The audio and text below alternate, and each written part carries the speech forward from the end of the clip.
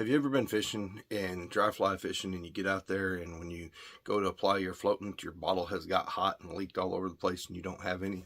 Here's a backup plan.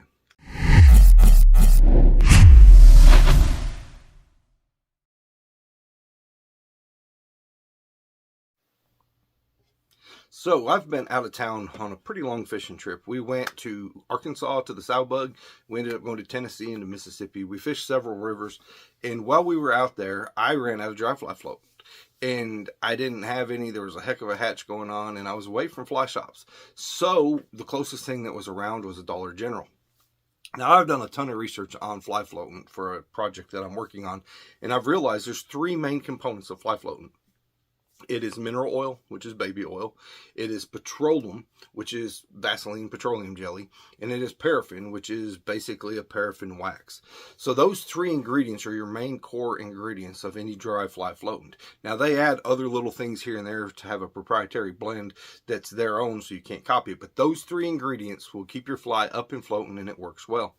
So if you run out of fly floatant and you don't have anything around, if you can find anywhere that sells any kind of makeup, find you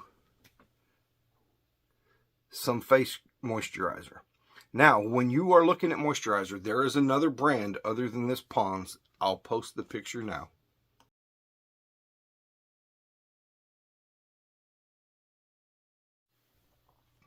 That brand comes in a bigger can. It's actually a little bit more expensive, but it's pennies on the dollar compared to your floatants that come in bottles like this.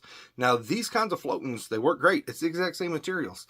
There's a few other ad products in here, and there's also a few other products in there that make it proprietary. But them get hot in their bottle and they'll melt out. So having a place to get some of this is going to save you. And it's literally, it's the same stuff, the same ingredients. It's got a few extra, but you can just take it, get a goop like that, and you rub it on your fly. I fished with this all day the other day, and it worked great. I didn't have to reapply it, but one time on one fly where I had fished that sucker for hours, and it works great. I had no problems. It keeps it up. It doesn't leave a bunch of residue in the deal. It actually makes your hands soft, so it works really well.